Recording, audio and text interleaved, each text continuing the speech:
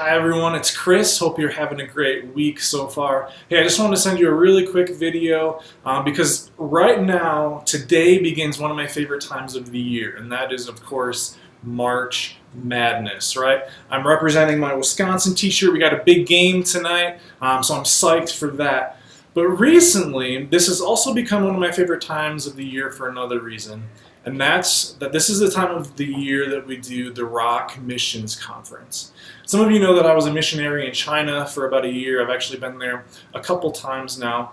But one of the times I was there, I met this student named Game Boy. Yes, Game Boy. It actually wasn't the weirdest name that I came across. That was probably owned by two friends named Walker and Texas Ranger. At some point in their English classes, they just end up picking a name, and it usually comes from a popular TV show or something like that. But anyway, I came to love this guy named Game Boy. He was a college student, and he was really just trying to figure out what the gospel meant to him. Was it something that he believed? And if so, how did it change, or how should it change his life?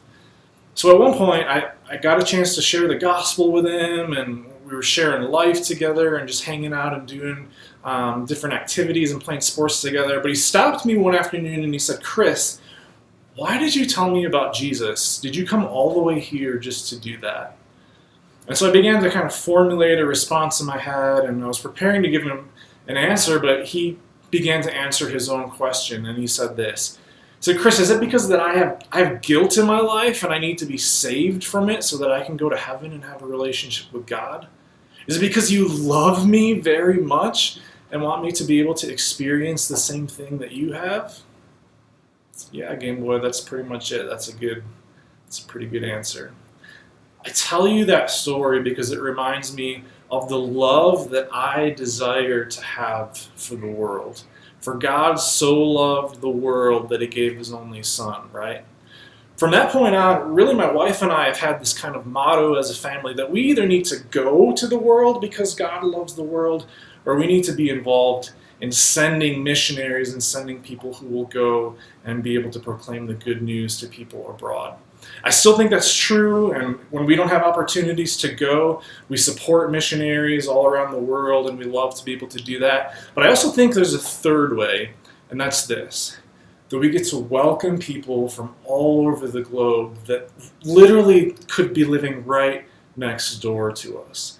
In our own communities, in our own neighborhoods, we have people that are refugees and immigrants from all over the place, some of them unreached people groups. It's as if God is bringing people here and using circumstances that are sometimes just really bad in their lives and things that are going on in their countries, but he brings them here so that they can be introduced to Jesus. So this Wednesday, the 22nd, this missions night that we're going to have, that's what that's going to be all about. Is we're going to hear stories from refugees and immigrants about how they have come here and experienced God and the gospel in their lives. We're going to hear from our missionaries and hear about things that are going on abroad. But it's really hopefully going to shape us and give us ideas about how we can be involved in the Great Commission and reaching the entire world right here in our backyard and in our own communities. So here's why I think we should go. God will be made famous all around the world, with or without us, right? But we get a chance to be involved in the work that he's doing to bring people of all nations and tongues to himself. And what greater joy could we possibly have than to be involved in that? And so we're going to talk a lot about Wednesday and what that could look like. The second thing is that when I stop thinking about the world and how I can be a blessing, I know that my heart, my faith is in trouble. It's something that I have to fight for. I have to fight to be aware of what's going on around the world, to love those people and to pray for those people. And so really this Wednesday is another opportunity just to step outside of our Littleton bubbles or our Highlands Ranch bubbles or our Lakewood, wherever we live, and to think bigger, to see God in a bigger way and to learn more about what he's doing. So really, I would encourage all of us as growth group leaders, all the people that are in your groups, I hope that you're encouraging them to go, but come hear about what God is doing all around the world, but especially in our midst and how we can be involved. So whether you already had group or not, you can maybe email people, send them a text message, just remind them to come to this. We really want everyone to be there. Send them this video if you think that would be helpful, but I really hope to see most of the people that are in our growth groups there on Wednesday night. So a couple quick details. It starts at 6:30. Childcare is available even if you don't normally have kids in Awana on Wednesday night.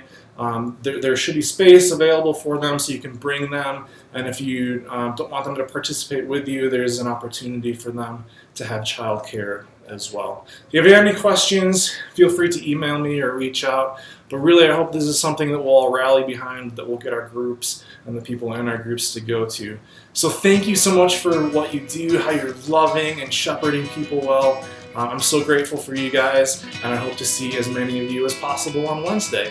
We'll see you soon.